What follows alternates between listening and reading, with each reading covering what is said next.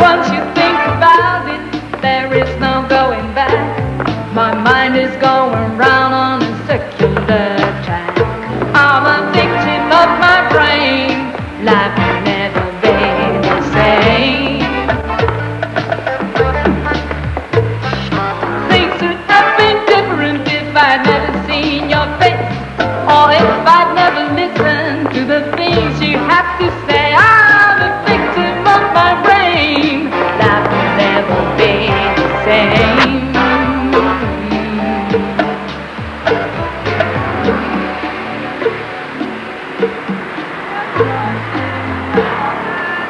I met him, you know, not long ago. Hofstadter, I mean.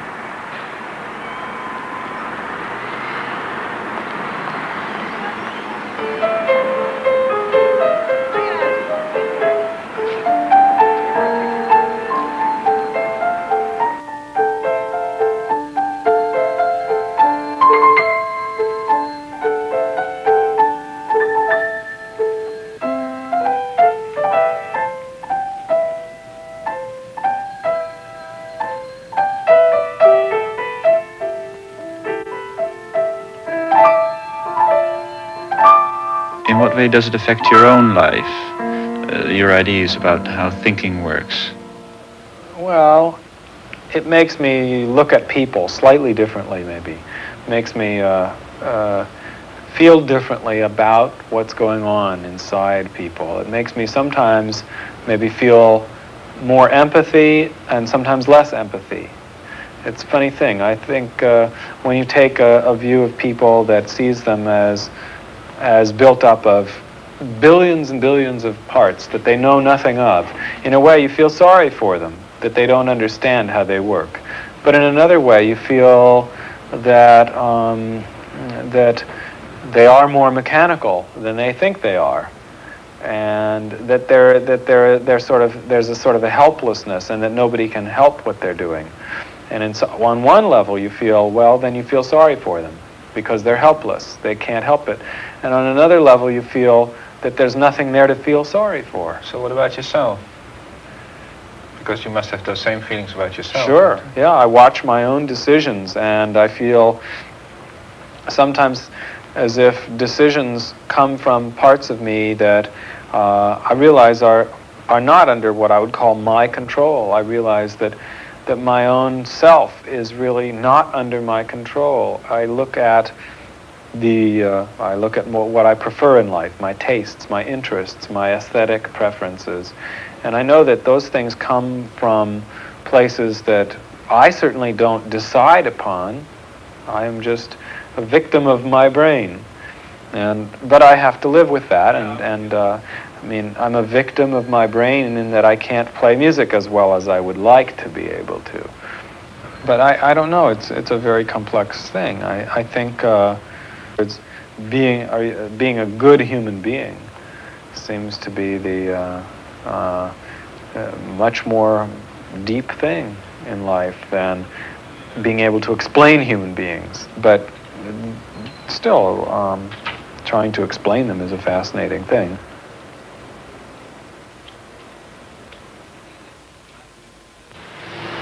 So when I finished the book, I became so fascinated. I called him up and I made an appointment.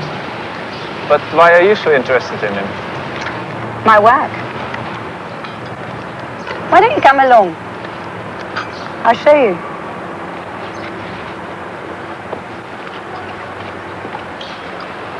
So tell me, how did the conversation go? What did you say to him?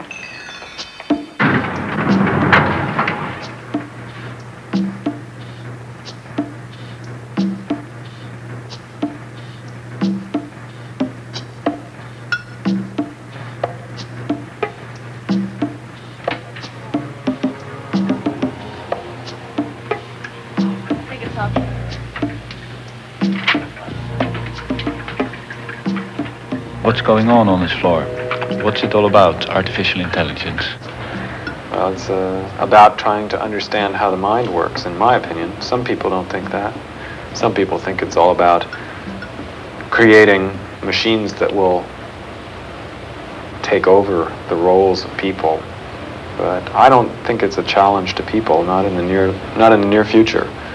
The way I see it is the more we understand about intelligence, the more we see how hard it is to make machines do what people do. But from my viewpoint, the only way to unravel the complexity of all the different things going on when we think is to try to model it. Yeah. And so computers are a medium in which we can model anything that we want, from hurricanes to, mathematics to physics. Anything that we want can be modeled inside a computer. The way I think of intelligence is that intelligence came from the fact that beings existed in a world that was unpredictable. And the most important thing, it seemed, was to be able to deal with an unpredictable world where you couldn't anticipate anything that was going to happen. You had patterns that sort of got the idea, but those patterns had to be learned over a long period of time, and the ability to pick up patterns in a very, very diversified world became the most important ability of beings with brains. What do you mean by a pattern? Well, I mean things that, for example, here are two books. We look at these and we say they're books. To a fly, that's not evident that those things are books. And it's not evident that these three things have anything in common. They are of different sizes, they are of different colors. By pattern, what I mean is some sort of essence of a thing that we feel is invariant. And so that would be a key concept in a model of thinking then? Absolutely. The ability to take a situation that you're not familiar with and to get at very quickly what the essential parts of that situation are, even though you've never been in that situation before, and to ignore the silly or superficial aspects. That is really the critical element of intelligence. So artificial intelligence is after finding out what that is and simulating it? That's right, simulating it on a computer, writing some sort of computer program that has that ability, or designing a computer architecture that will have that ability, or doing both together, developing in general computer systems that are more and more like, that have more and more of the flexibility of a human brain.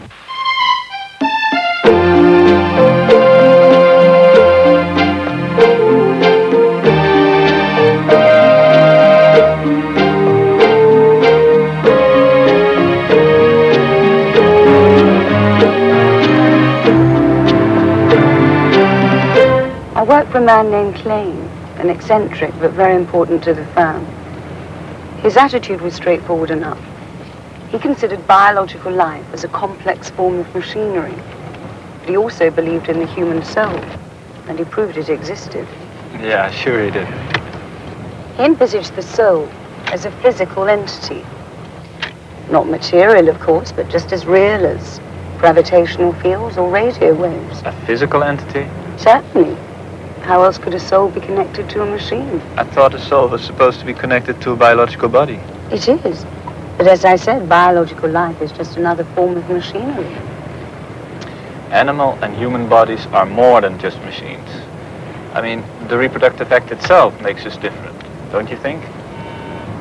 Why is it so wonderful that one biological machine should beget another biological machine?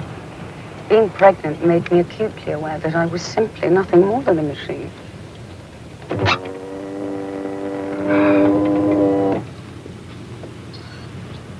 I didn't have to do anything. I didn't have to plan, say, let's start a new finger before breakfast, or maybe grow a few thousand brain cells before lunch, or even get the liver finished during afternoon grocery shopping.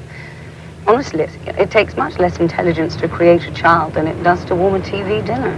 Yes, but does a machine have maternal feelings? Well, it's very difficult to know who or what has maternal feelings. On the farm where I was brought up, we had a brood sow with an unfortunate tendency to crush most of her offspring to death. Accidentally, I imagine. Would you say she had maternal feelings? I'm not talking about pigs. We could talk about humans in the same breath. Would you care to estimate how many newborn babies drown in toilets?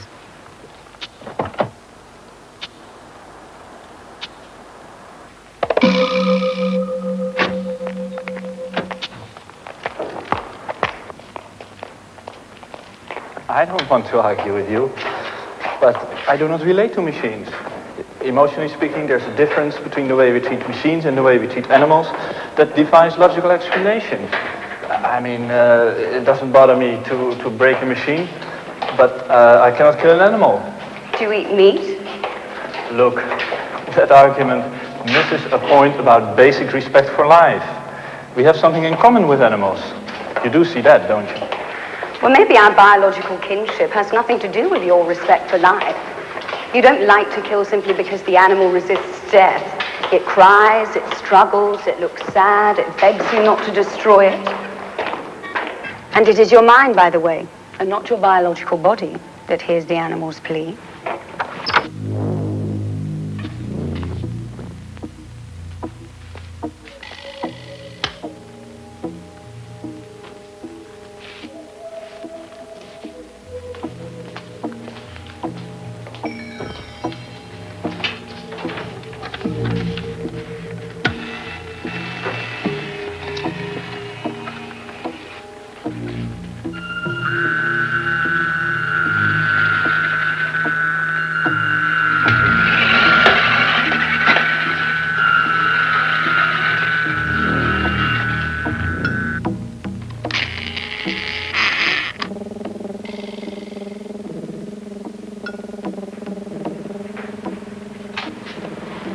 Mechanical animal, it's cute, but what's the point of it? I'd like you to kill it. What are you talking about? Why should why should I break that machine? Just as an experiment. I tried it myself a few years ago and I found it instructive. What did you learn? Something about the meaning of life and death.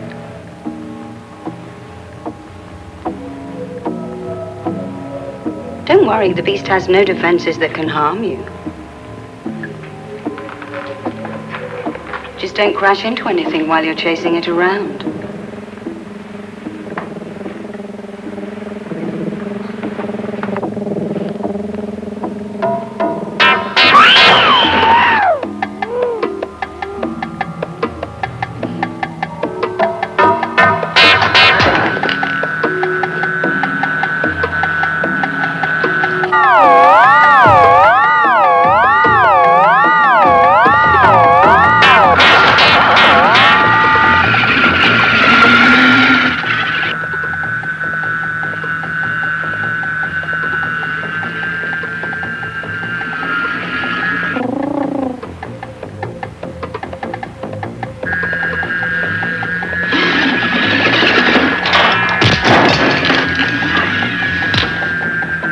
When do its stupid batteries run down? In about half an hour, provided you keep him busy.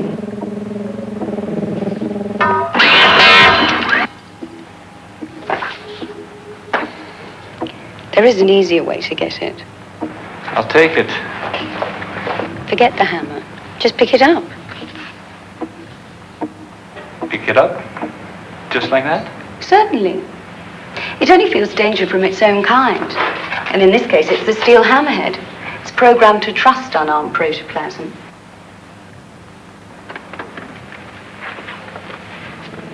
Now lay him on his back on the table. He'll be quite helpless.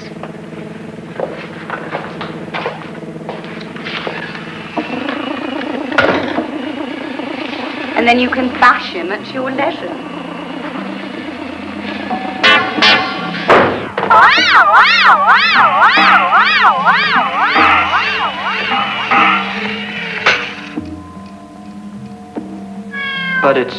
But it's...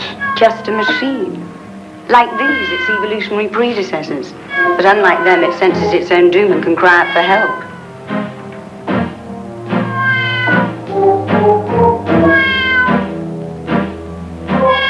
Turn it off.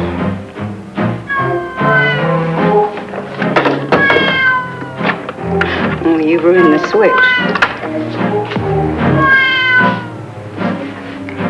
Care to administer the death blow? Can't you think?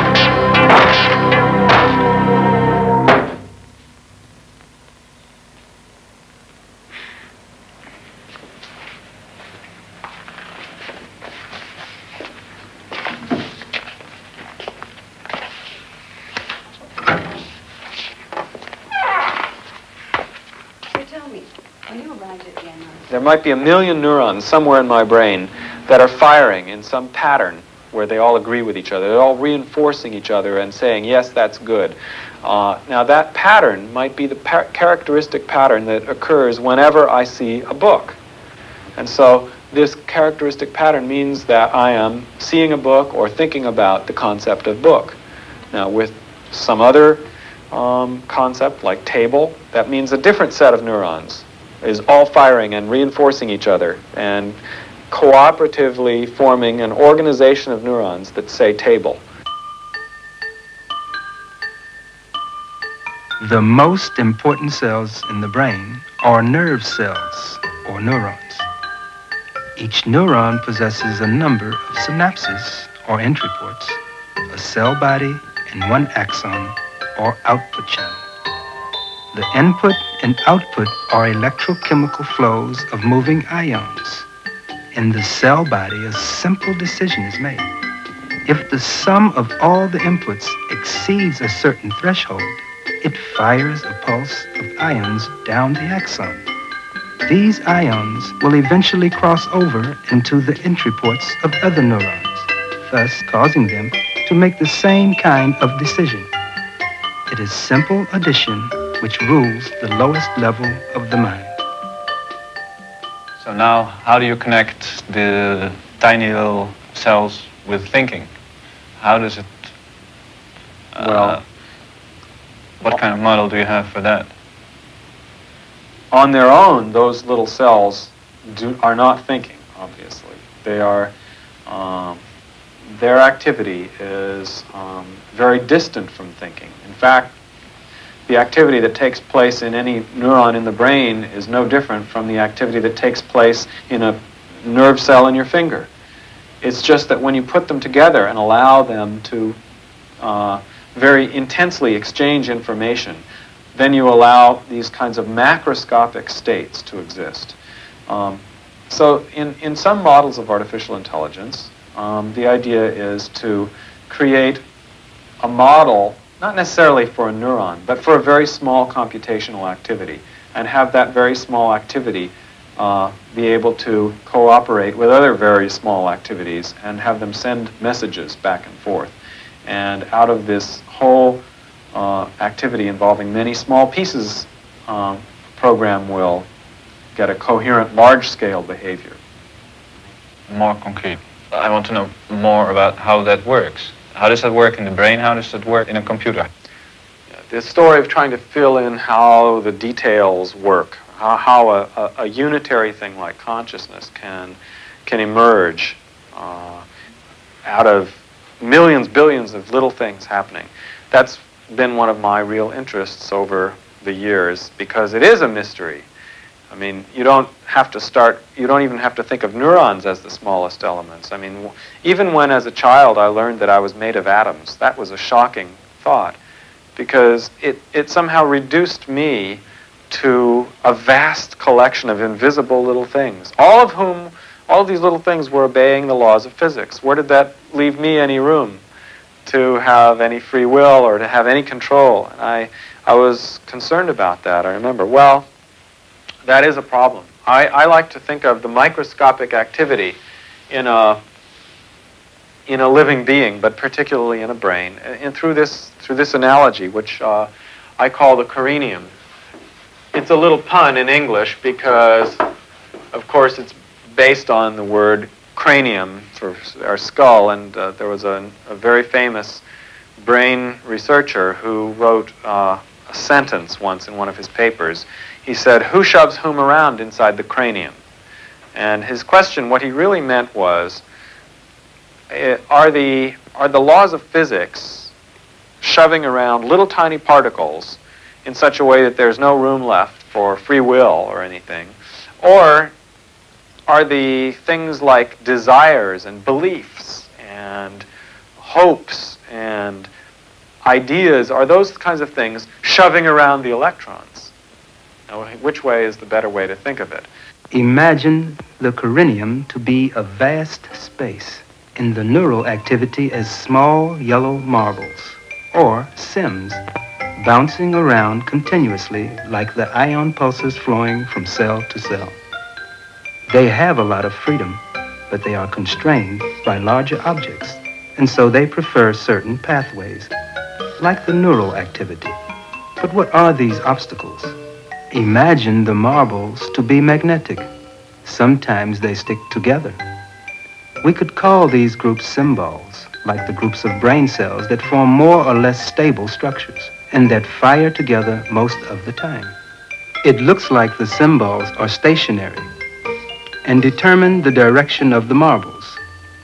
But if you could speed up the film, you would see the symbols move themselves, pushed by many sims going in approximately the same direction.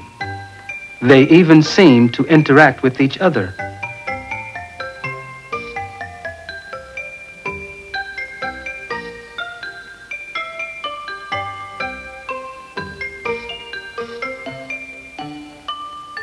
Suppose the marbles are shot in according to conditions from outside.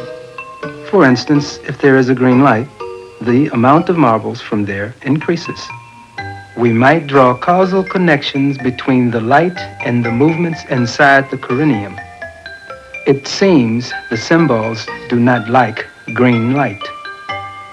When the light is off again, something of the situation before remains visible in the arrangement of the symbols. The symbols remember the light. Of course, in reality, the green light doesn't interact directly with brain cells, but through the eyes. The pulse of ions that goes through the optic nerve and enters the brain initiates a complex process of symbol forming. In the end, a pulse returns to the muscles of the mouth and tongue. Together they say, "I see a green light." This we call consciousness, the ability to perceive, to then mirror this perception in the structures of the brain, and to be able to express this to the world. Who shoves whom around inside the corinium? Are the symbols shoving around the activities in the cells, or are the cells manipulating the symbols? Is it the interaction of the symbols that really matters? Or is maybe consciousness above all of this directing everything? It really all seems to depend on the level from which you look at it. One of the views is when you are concentrating on the microscopic and not seeing the macroscopic. You're concentrating on the little teeny things that are happening and not seeing the large things. And the other view is where you only see the large things and not the small things. Now, if you take that as a metaphor, you can try to think about how people look at themselves, how people feel themselves. People aren't capable of feeling the little tiny actions in their brains. It's as if all they feel is the activity of symbols, that is, things that symbolize the real world, concepts. Symbol is another word for concept in a way. And all that we feel in our minds is this high-level activity where various things that are symbolic trigger other things that are symbolic. Symbolic activity triggers other symbolic activity. So how many levels was he thinking of? He didn't know exactly. He said it was easier to think of it in orders of magnitude. You know, powers of 10. In human society, that makes sense. You jump from a person to a family.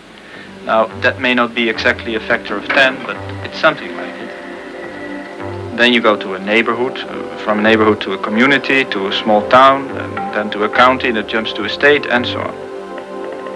Now, there are about 100 billion neurons in the brain, so there would be 11 such steps. But it is not clear that the neuron itself shouldn't be subdivided in 3, 4, 5 levels maybe. And there's levels of time as well. The action of a single neuron takes place within milliseconds, but thoughts seem to be in a feeling of seconds. So then, consciousness is the highest level.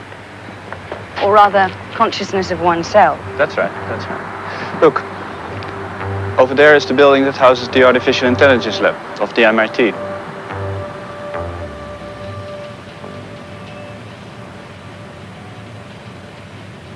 First of all, I think that a prerequisite for consciousness is the feeling that a system is mirroring the external world somehow, that it seems to understand what is out there.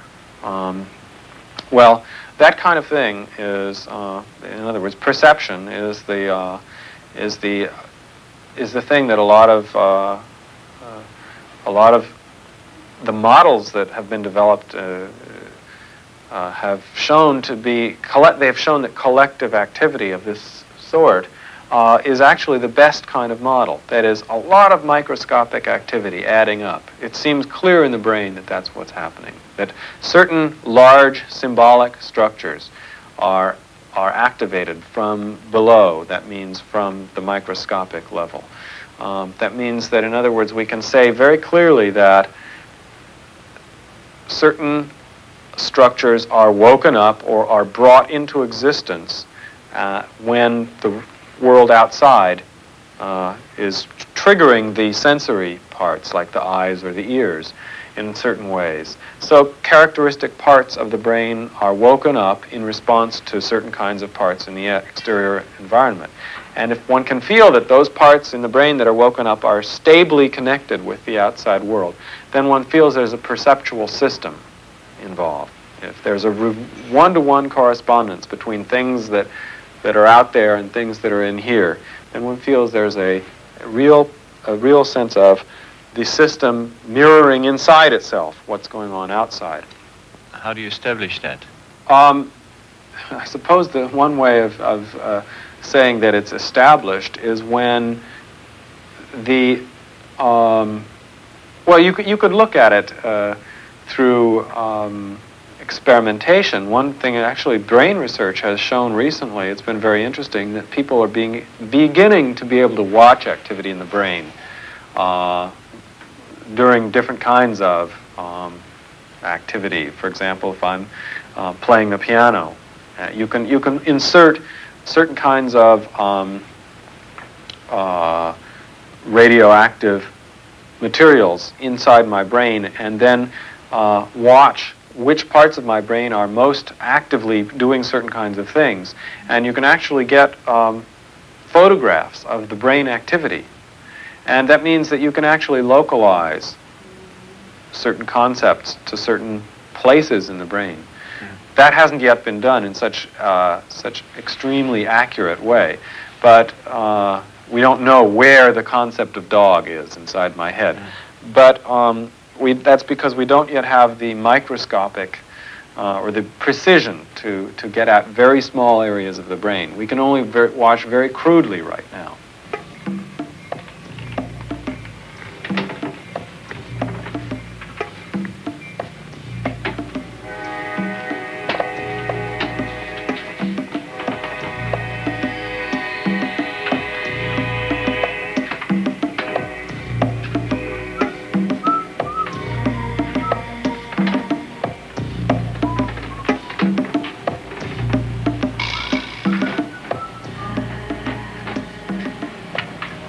But what about self-consciousness?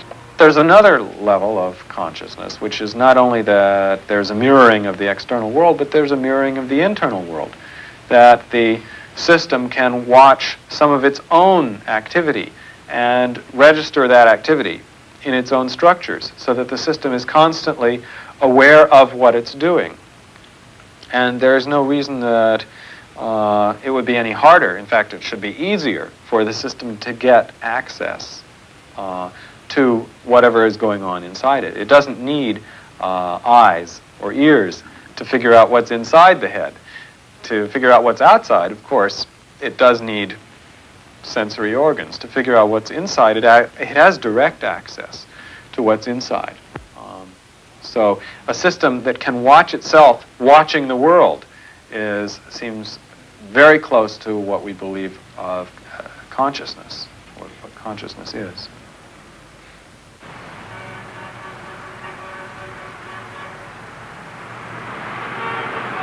You know Daniel Dennett, the philosopher? He's a friend of Hofstadter's. You know, they published the Mind's Eye together. Yeah, that's him. He's a strange man.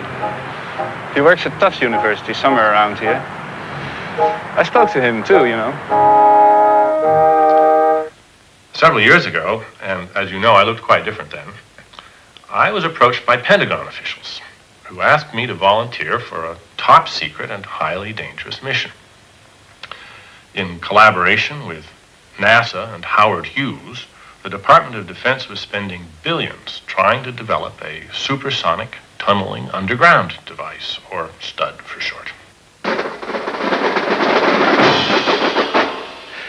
We were trying to develop a sort of rocket to tunnel through the Earth's core at high speed and to deliver a specially designed atomic warhead right up the Reds' missile silos. It never passed the experimental stages. In an early trial, the warhead got stuck about a mile deep under Tulsa, Oklahoma. That's why we approached Professor Dennett to retrieve the warhead. We knew about his interest in brain research, and we knew about his personal bravery. Both of these were essential in this case. But maybe Dr. Minsky should explain that. Well, the problem was that the device was fiercely radioactive, but in a new way. Monitoring systems had shown us that the nature of the device and the interaction with pockets of material deep in the Earth produced a radioactivity that caused severe abnormalities in the brain tissue. It was quite harmless to other organs and tissues of the body. So, we decided to ask the person who was to retrieve the warhead to leave his brain behind. We constructed a new sort of life support system. That way the brain could go on exercising its normal functions by elaborate radio links. In other words, we asked Dennett permission to remove his brain to store in a vat at the Manned Spacecraft Center in Houston, Texas. Now, each input pathway and output pathway, as it was severed, was restored by a pair of micro-miniaturized radio transceivers, one of which was attached precisely to the brain in Houston, and the other to the nerve stumps in the empty cranium. So no information would be lost, and all connectivity would be preserved. Yeah, Dennett was a bit reluctant at first, but yeah, well, we managed to convince him. They showed me around the life support lab in Houston. They'd made a sparkling new vat for my brain, and I was introduced to the distinguished support team of neurologists, hematologists, bioengineers, electrical engineers, biophysicists. They put me through an enormous array of tests, blood tests, brain scans, experiments, interviews, and the like. They took down my biography at great length, recorded tedious lists of my beliefs, hopes, fears, tastes. They even made lists of my favorite stereo recordings and put me through a crash course in psychoanalysis. Of the operation itself, I don't remember anything because I was anesthetized. But when I opened my eyes and looked around, I asked the traditional, inevitable, lamentably hackneyed post-operative question: where am I? Where am I? You're in Houston.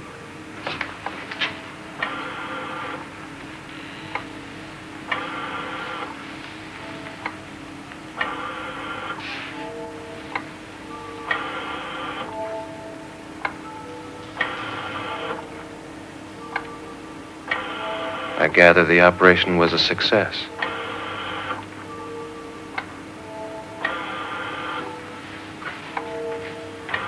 I want to go see my brain.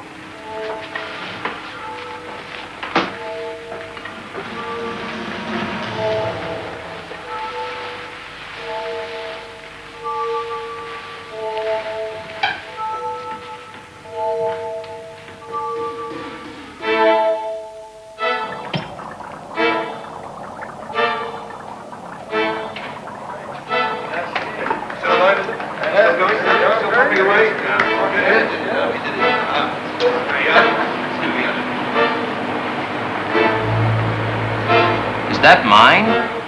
On the side of the vat is the output transmission switch. See for yourself.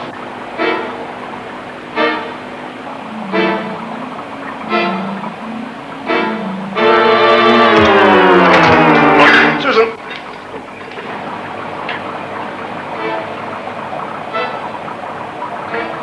Well, here I am, sitting in a chair, staring through a piece of plate glass at my own brain.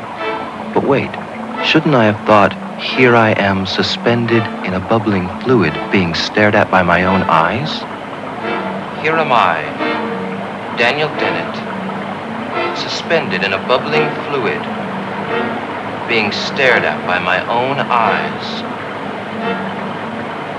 Here am I, Daniel Dennett, suspended in a bubbling fluid, being stared at by my own eyes. Here am I, Daniel Dennett, suspended in a bubbling fluid, being stared at by my own eyes. It was very confusing for him. You know, he's a philosopher of strong physicalist conviction. So he really believed that thoughts occur somewhere in your brain. He just couldn't think himself in the vat. So, to orient himself, he used the philosopher's ploy. He began naming things.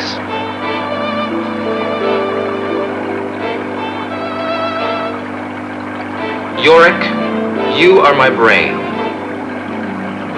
The rest of my body I dub Hamlet. So, here we all are. Yorick is my brain, Hamlet is my body, and I am Dennett. Now, where am I? There were three possibilities. First, where Hamlet goes, goes Dennett. Well, that's unlikely. If you and I switch brains, it would still be me in your body. My brain would still remember my life. Well, exactly.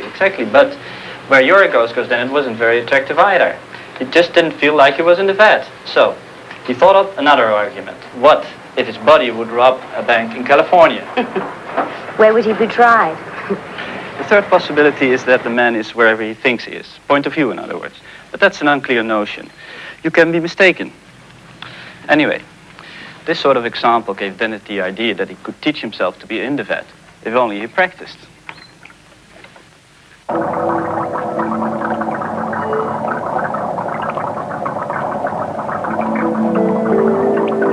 Hey, let's test your new nervous system before we send you out on this dangerous mission.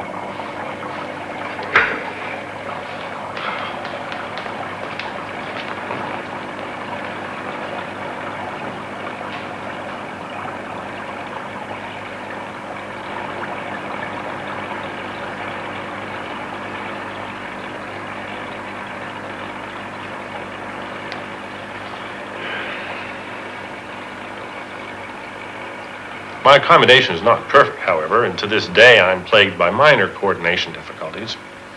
The speed of light is fast, but finite, and as my body and my brain get farther apart, the delicate interaction of my feedback systems is thrown into disarray by the time lags. It's not noticeable. But in any case, to get back to my adventure, soon the doctors and I were in agreement that I was ready to undertake my subterranean mission. Great. Let's go, huh?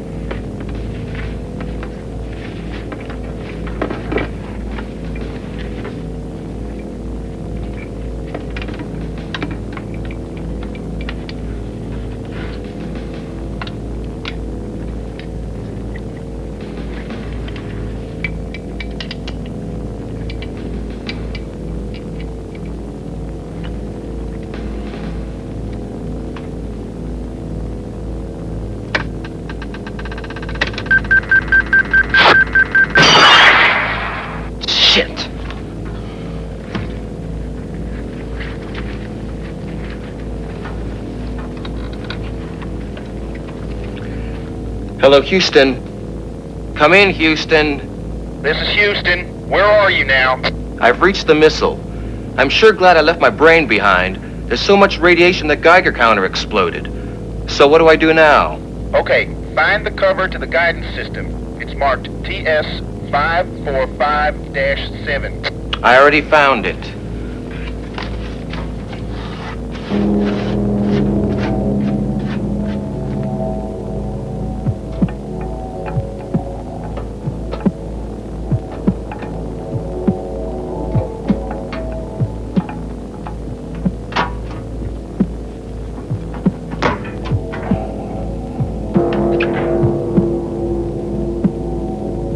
Here that's broken. Describe it. It says G21652. Okay, see the switch? Switch it off. It's jammed. Damn. You'll have to cross-patch the detonator. You see the wires? There's a red one and a blue one. Cut the red one. And don't touch that circuit board behind it. The decision chip is on it. You'll blow up a large part of Oklahoma if you short-circuit the board. I wish you'd had your own decision chips checked before you launched this thing. Oh well, here we go.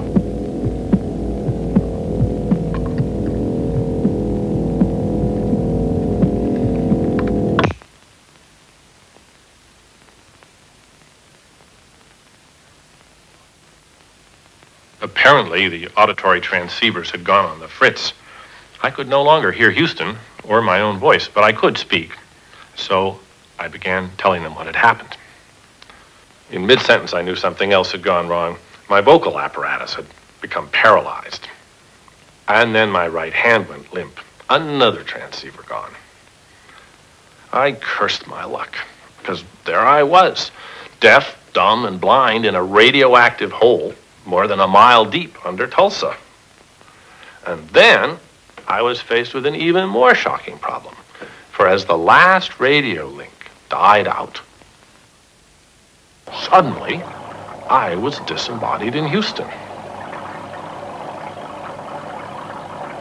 I didn't recognize my new status immediately, of course. It took me several anxious minutes before it dawned on me that my poor body lay several hundred miles away, with heart pulsing and lungs respirating, but otherwise as dead as the body of any heart transplant donor. Its skull packed with useless, broken electronic gear. The shift in perspective that I had earlier found well nigh impossible was now quite natural.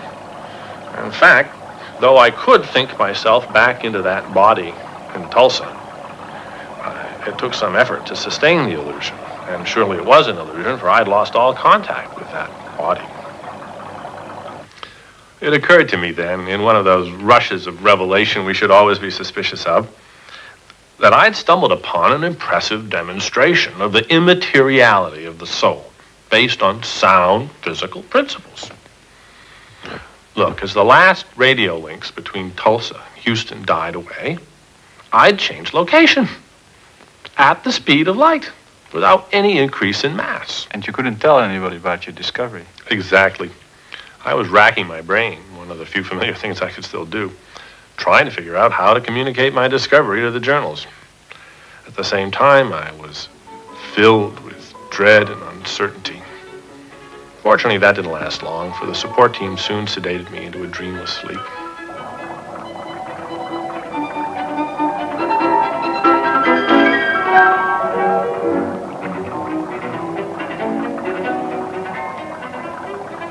I woke up hearing my favorite Brahms piano trio.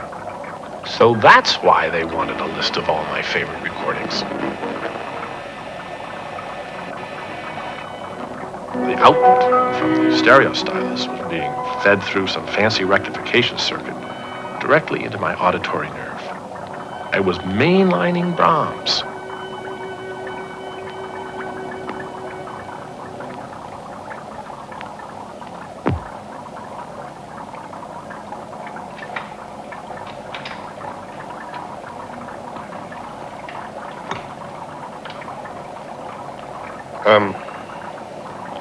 Hi, Dan. It's me, Marvin. I guess you understood what happened. The transceivers in your skull got broken by the radiation. We are trying to find a new body for you. Sorry about this. Yeah, don't worry. You'll be right.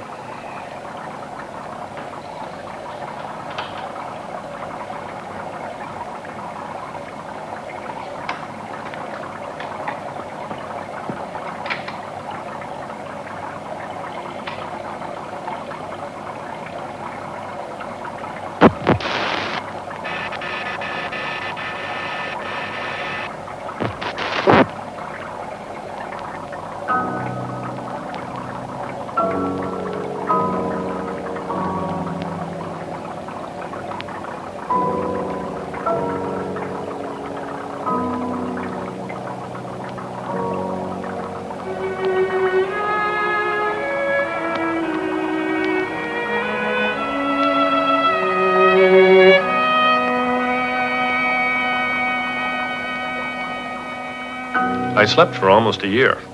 When I woke up, I found myself fully restored to my senses.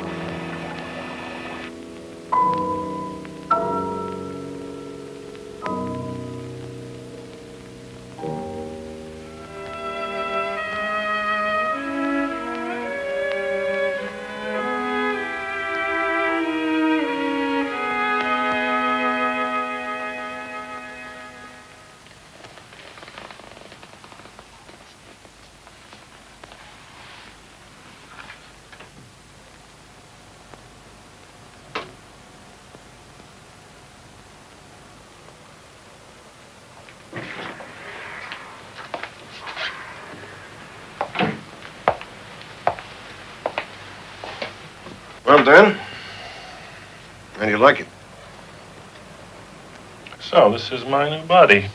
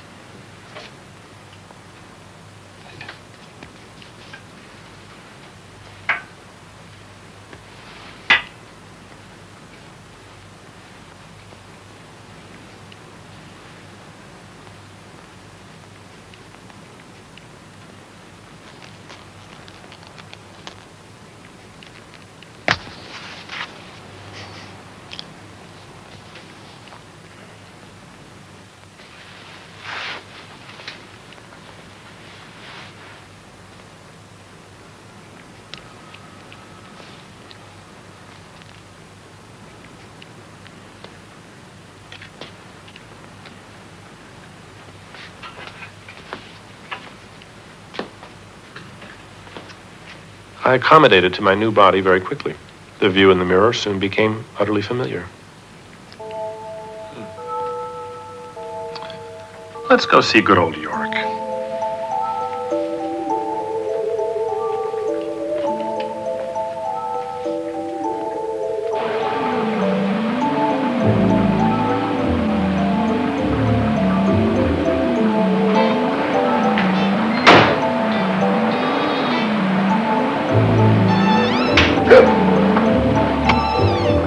What's going on? Why didn't I faint? Sit down, will you?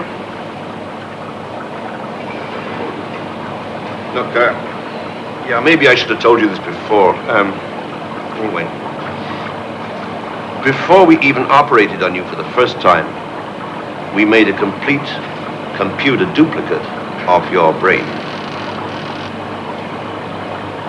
We reproduced the complete information processing structure and the computational speed of your brain on a giant computer program. We ran this program side by side with Yorick. All the incoming signals from Hamlet were sent simultaneously to Yorick's transceivers and also to the computer's array of inputs. The outputs from Yorick were not only beamed back to your body, they were also recorded and checked against the simultaneous output of the computer program. Or we call that Hubert, by the way. Hubert? Ah. For days, Even for weeks, the outputs were identical and synchronous. Now, this does not prove that we'd made a complete copy of the brain's functional structure, but, well, the empirical support was pretty encouraging. During the days you were disembodied, we kept Hubert's activity parallel with Yorick's. And now, for the first time, we have thrown the master switch and put Hubert in complete online control of your body. Your new body, that is. Fortinbras. Come again? Fortinbras. I've decided to call my new body Fortinbras. By the way, what happened to Hamlet? Yeah. He's still down the stud, I guess. Hey, come on. Show you something.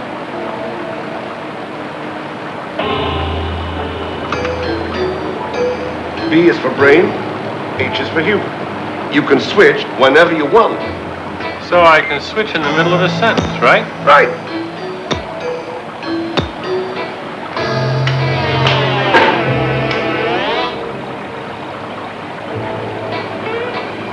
You've got a spare brain, a prosthetic device.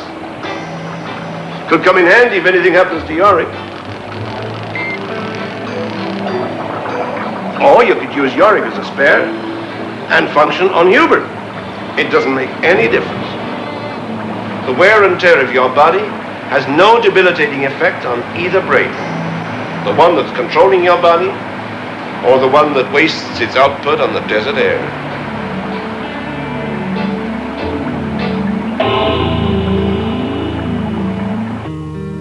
We decided that all of the electronic connections in the lab had to be carefully locked. And as for those that controlled the life support system for Yorick and the power supply for Hubert, those we protected with elaborate fail-safe devices. And the master control switch, I decided to take charge of myself. I wear it strapped to my waist. I reconnoiter the situation every few months by changing channels. I only do this in the presence of friends, of course, because if the other channel were, heaven forbid, dead or otherwise occupied, there'd have to be somebody there who took my interest to heart to switch it back, to bring me back from the void. You see, after such a switch, even though I could see and hear and feel and sense whatever was going on in my body, I wouldn't be able to control it. But in any case, every time I've tried it so far, nothing's happened. Here, I'll show you. Thank God. I thought you'd never turn that key. You can't imagine how terrible it's been these last few weeks. But now you know. It's your turn in purgatory. How I've longed for this moment. Oh, I'm sorry. I had to explain it to my brother, I guess you could say. He just gave you all the facts, so I guess you'll understand. About 2 weeks ago, the two brains drifted just a little bit out of sync. I don't know whether my brain is Hubert or Yorick any more than you do. Well, the two brains drifted apart, and once the process started, it snowballed. The differences magnified, and in no time at all, the illusion that I was in control of my body completely dissipated. Our body. There was nothing I could do. There was no way I could call you. He didn't even know I existed. It's been like being carried around in a cage. No, like being possessed. Well, now it's his turn. But at least he'll have the comfort of knowing that I know he's in there. Don't worry. I'll try to make it easy on you. Just as soon as this interview is over, we'll fly to Houston and see what we can do to get you another body. In any case, I'll take care of you. I promise. These people are my witnesses. Ladies and gentlemen, this interview we have just heard is not exactly the interview that I would have given. But I can assure you that everything he said was perfectly true. But now, if you'll excuse me, I think that I'd read better stop.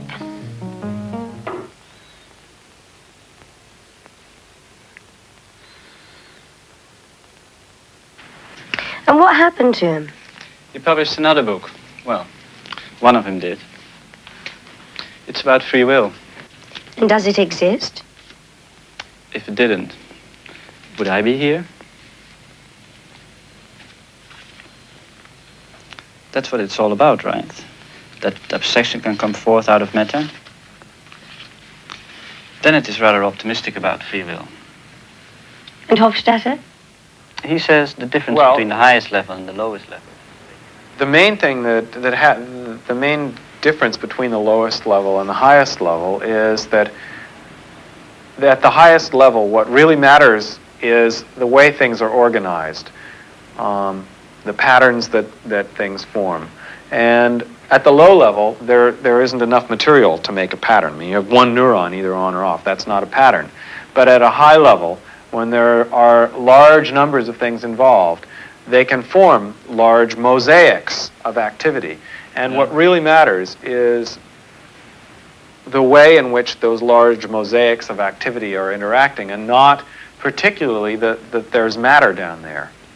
So it's interaction that matters. Interaction or pattern. It happens to be embedded or implanted in a particular kind of hardware, but the pattern itself could be implanted in any hardware.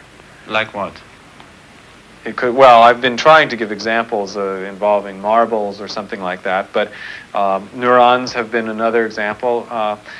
In one of the dialogues in my book here, I used another example. My microscopic elements were ants, and the intermediate size elements were teams of ants.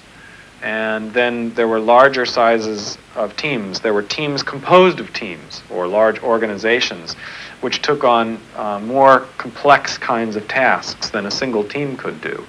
And then eventually I had hypothetical units that I called symbols. Now these were very, very vast teams of ants that were activated when the ant colony was faced with particular kinds of situations. If you could describe the situation and say, there is a certain kind of food out there, or there is a flood and there's a lot of water out there, you would recognize that those kinds of things would trigger particular kinds of symbols, very large teams, into action. So you could see inside the ant colony activity mirroring the world that the ant colony was in. The way they cooperate. For example, an ant by itself could be caught in a tiny bit of water, and it will act the same as if it's caught in a big flood. Ants are pretty mechanical objects. They don't know the global picture. But a vast team of ants collectively knows certain kinds of things. And so an ant colony was a metaphor for the collective activity of a brain. And then, of course, the final one that we are talking about is computers. Having computers be another medium in which the kind of pattern can be realized, the patterns that involve perception and awakening of perception of various symbols that create perceptions. So in the end, if you imagine you'd be able to introduce that kind of patterns into a computer, you'd call the computer conscious by that. I would feel that if you had this kind of perception going on in a computer, yes, that it would be perfectly fine. And that is a possibility, since consciousness is an interaction of patterns. The patterns have some base in some kind of hardware, but there is those kind of patterns could exist in another kind of hardware. That's the basic idea. That's the basic idea. So the hardware could be the computer. Hardware could be anything, and as long as there's enough levels of building up a pattern from the smallest to the largest, as long as there's enough levels, then you can form any kind of pattern. And in particular, this kind of pattern is something that we're aiming at. Consciousness, but what about soul?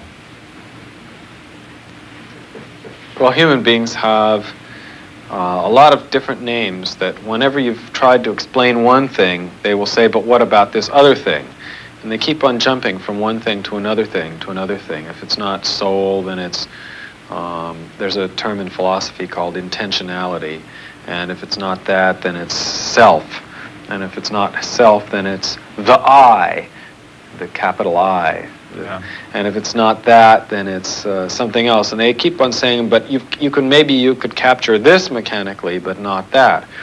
I think we're just going to have to open our minds up to the reality of complex structures, complex mechanisms, having more and more what we call consciousness. And when they do, they will start talking about themselves using the word I, just as we do. And if they'd use it with all the same kinds of subtlety and finesse that we do, I think it's going to be hard to deny to them that they have an I, to deny that they have a soul, if we have souls. To me, the word soul is really just synonymous with consciousness. It's not any different from it. I don't think you've changed the question. You say, okay, consciousness, we can imagine a machine having, but not soul. I would even go further, and I would say, once you admit the idea that a machine could perceive, could be a perceiving being, I think you've gone as far as you need to go in saying that it would have some degree of consciousness and the same degree of having a soul, if you want to use those terms. In other words, the critical part of all of this is the perception. That's what really matters. And once you get that, the rest of the words that go along with consciousness are all going to be there at once, and for the same reason. They all mean the same thing.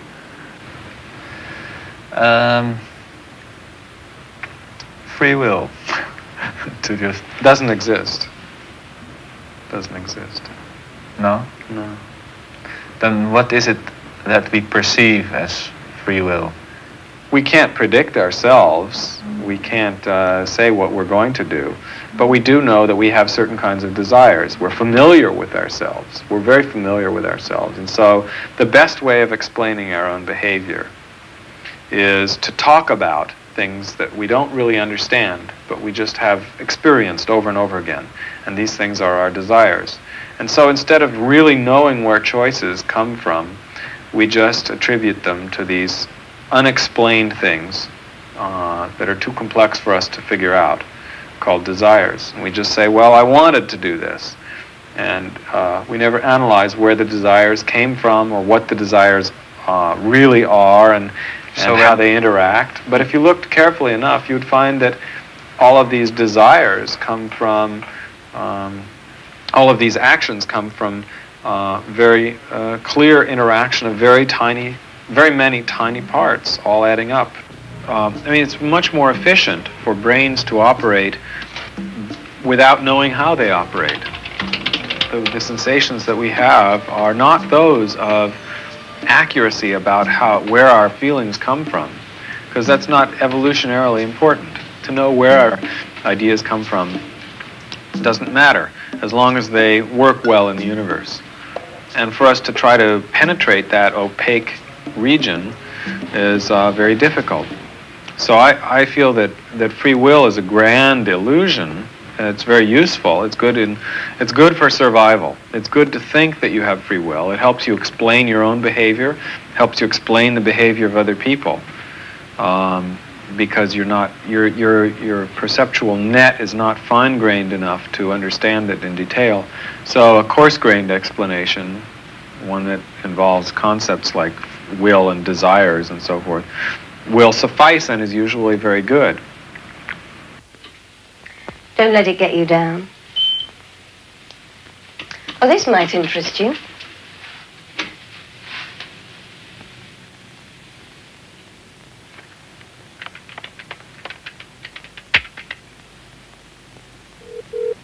The universe is infinite but bounded, and therefore a beam of light, in whatever direction it may travel, will after billions of centuries return, if powerful enough, to the point of its departure. And it is no different with rumour that flies about from star to star and makes the rounds of every planet. One day, Trurl heard distant reports of two mighty constructor benefactors, so wise and so accomplished that they had no equal. With this news, he ran to Caportius, who explained to him that these were not mysterious rivals, but only themselves, for their fame had circumnavigated space. In those days, Trurl was exceedingly vain, receiving all marks of veneration and honor paid to him as his due and a perfectly normal thing.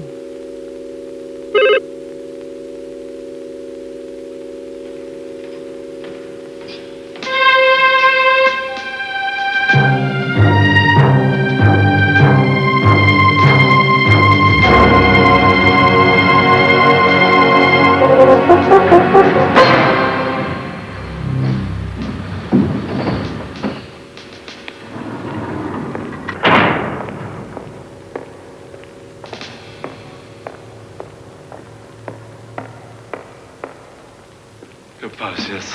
Welcome back.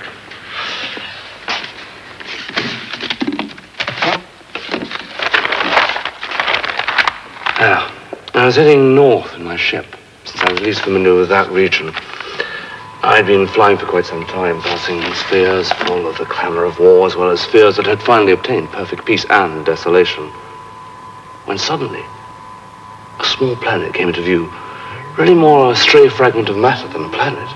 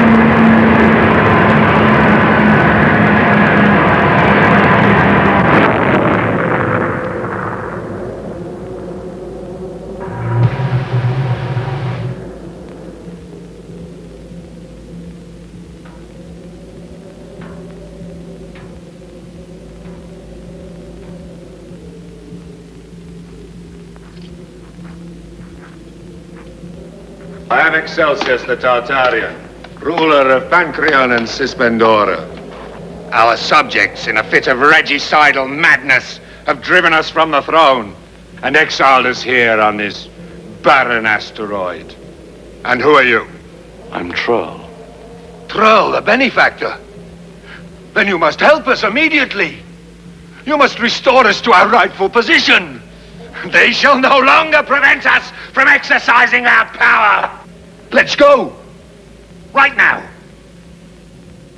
I had no intention of complying with this request, as this would bring about untold evil and suffering. Yet, I wanted to comfort the humiliated king and console him. I had this idea, which I knew would satisfy him completely without putting his former subjects in jeopardy. So, I rolled up my sleeves and, summoning up all my mastery, I built an entire new kingdom. I built towns, rivers, hills, forests, and brooks, a sky with clouds, armies full of daring do, citadels, castles, ladies' chambers. I made marketplaces gaudy and gleaming in the sun. I made days of back-breaking labor, and nights full of dancing and song until dawn, and the gay tinkling of glasses. A handful of traitors, a sprinkling of heroes, a pinch of prophets and seers, one messiah, and one great poet.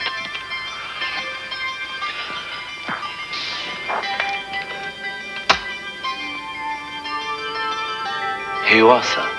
You can rule over it forever.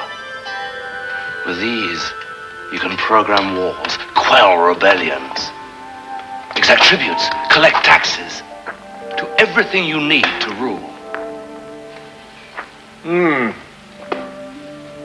Yes. Yes, I see.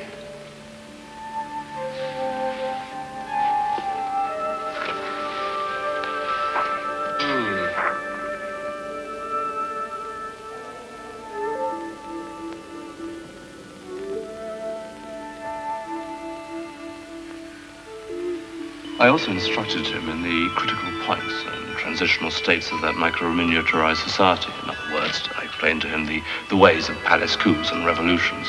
He was an old hand in the running of tyrannies and instantly grasped the directions and issued a few trial proclamations without much hesitation. These proclamations declared a state of emergency, a curfew, a special levy, martial law. After a year had passed in that kingdom, which amounted to no more than a few minutes for the king and I, he abolished by an act of the greatest magnanimity, by a flick of the finger at the controls, you see, he abolished one death penalty, lightened the levy, and deigned to annul the special state of emergency. You should have heard the people. A tumultuous cry of gratitude rose up from the box like the squeaking of tiny mouse lifted up by their tails.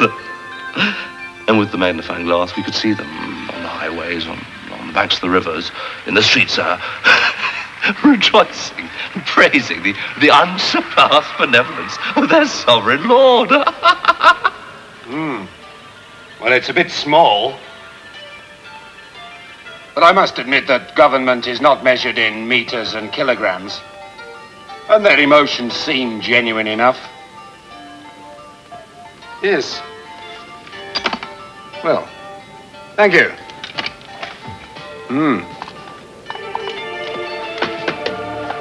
Thank you.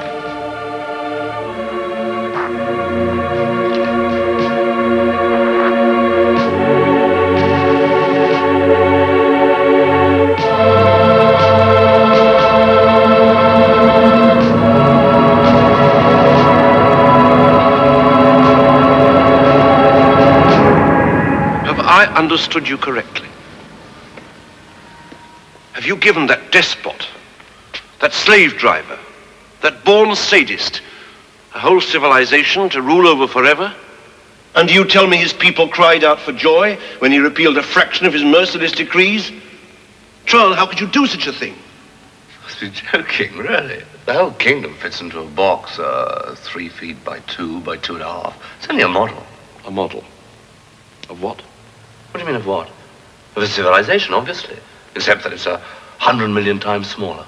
And how do you know there aren't civilizations 100 times larger than ours? And is ours then a model? Anyway, what importance do dimensions have? A journey from the center of the box to one of the corners takes months for the inhabitants of the box. And don't they suffer? Don't they need the burden of labor? Don't they die? Now, wait a minute. You know yourself that all these processes take place only because I programmed them, and so they aren't genuine. Oh, they aren't genuine? So the box is empty. And all these processions, parades, and beheadings are all a mere illusion? An illusion? No, since they have reality. They're purely a certain microscopic phenomena which I produce by manipulating atoms. The point is that all these births, loves, acts of heroism, denunciations are nothing but the minuscule caperings of electrons in space, which I arrange with all the skill of my craft, which of course... Enough of your boasting. Are these processes self-organized or are they not? Of course they are. They occur within the infinitesimal clouds of electron charges. You know they do. Even when we dream, what happens in our brain but the binary algebra of connecting and disconnecting charges? The continual meandering of electrons. You have taken an untold number of creatures capable of suffering and abandoned them forever to the rule of a merciless tyrant. Trurl, you have committed a terrible crime. Sheer sophistry. It's impossible to say whether they suffer in the process. The electrons jumping about in their heads will tell you nothing of that. But if I look inside your head, all I will see is also electrons jumping about. No, Trurl. A sufferer is not somebody who hands you his suffering so that you can feel it, weigh it, bite it like a coin. A sufferer is somebody who behaves like a sufferer. Prove to me, here and now, that they do not suffer, that they do not think, that they do not in any way exist as conscious beings. Prove it to me. Prove that you only imitated suffering and did not create it. You know that's impossible. Even before I started, when the box was still empty, I had to anticipate the possibility of just such a proof in order to rule it out. Otherwise, the monarch of that kingdom, sooner or later, would have got the impression that his subjects were not real subjects at all, but puppets, marionettes. Try to understand there was no other way to do it. I understand that. I understand it only too well. You set out with the noblest of intentions. You set out to create a kingdom so lifelike that nobody could tell the difference. Well, in that you've succeeded only too well. Only an hour has gone by since his return. But for them, the inhabitants of that box, whole centuries have gone by. How many generations have suffered? How many lives have been wasted and thrown away? And all to gratify the vanity of King Excelsius.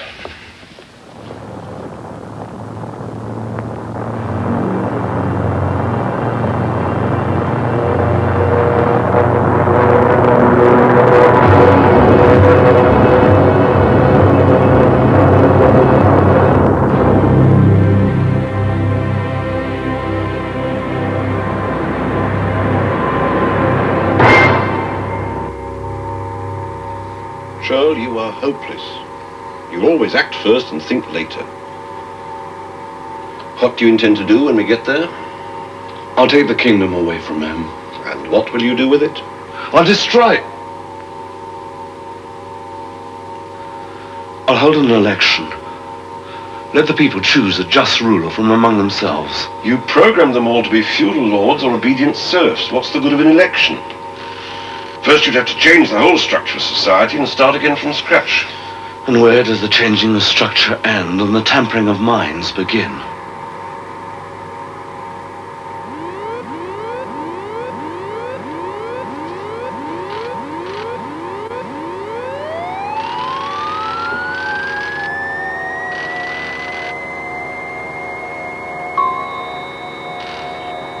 Somehow they managed to break through the walls of their box and occupy the asteroid.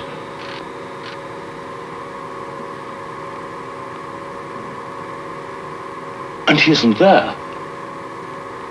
What have they done with him?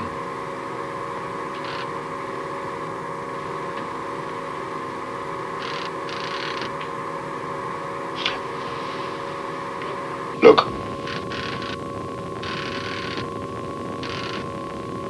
They've discovered atomic energy.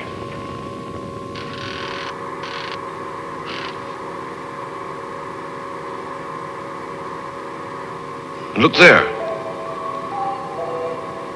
That seems to be the remains of the box. They've made it into some kind of temple. I did understand. It was only a model after all, a process with a large number of parameters, a mock-up for a monarch to practice on with the necessary feedback, variables, multistats. Yes, but you over-perfected your replica. Not content with building a clockwork mechanism, you created something which was possible, logical, inevitable, and you ended with the very antithesis of a mechanism. Please, say no more.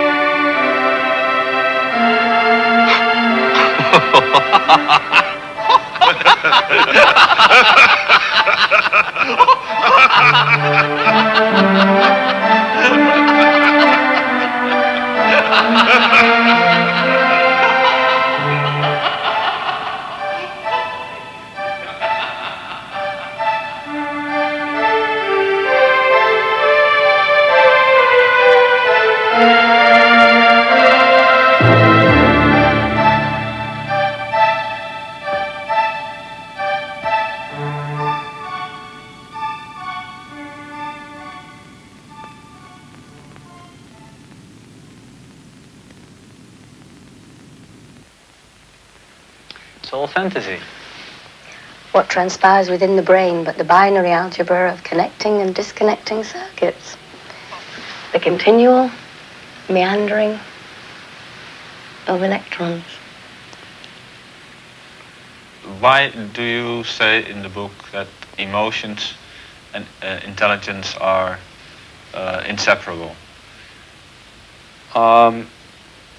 Because I think that in order for any being to exist in a world, that it has to have some automatically it has to decide on what it wants to do at any given moment. It has to have certain goals or drives that it is trying to achieve. If it doesn't have such things, if it doesn't decide such things, it'll just follow down completely random pathways. So it has to be able to control those pathways, and that means it has to have some principles that are guiding it. And those principles can be called its desires or its goals.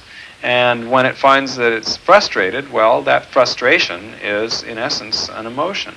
And when it is looking at itself and attempting to examine how much progress it has made and what kind of progress it is likely to make given the current situation, it can have optimism or pessimism, hope or despair. So the goals artificial intelligence is after are real intelligence, so also real emotions. Well, those goals, I don't know if most people in artificial intelligence would say so. I get the impression, for some reason my opinion is a minority opinion, but I get the impression that most people in artificial intelligence would be perfectly happy talking about intelligence without any emotions. But according to your theory, that is not really feasible in the end. Yeah, I don't think that makes any sense. I don't think it could exist. But most people in the field, I guess, think that the two have nothing to do with each other. Yeah. But because what if you reach the goal? There are a lot of moral problems on the horizon right then, right? I mean, you talk about it vaguely in the book. Actually, not. You sort of evade it. You say somebody says that a computer cannot really think unless it knows how to cry, and you say that's a very, very deep issue. Unfortunately, many AI workers at this time are unwilling for various reasons to take this sort of point seriously, but in some ways those AI workers are right. It is a little premature to think about computers crying. But isn't it like saying, well, we've got the atoms, we know if we put them together they might make a big bang, but it's very premature to think about atomic war, etc.? Well, if one could see very clearly that something bad was going to come of computers having emotions, then maybe it would be bad. But the way I look at artificial intelligence is that it's trying to understand what the mind is and not trying to replace anybody by anything. And if it turns out that see, I don't believe that we're likely to create a machine that has our kinds of emotions or intelligence. I don't think that's going to happen for an awful long time. For an awful long time, but you do think it is possible? It might happen, you know. So at the moment you do think it is possible, and at the moment you're working really at the goal that has to do with that, shouldn't you start thinking about the moral aspects? Moral for who? Well, it's couldn't you call it play God, Frankenstein, creating?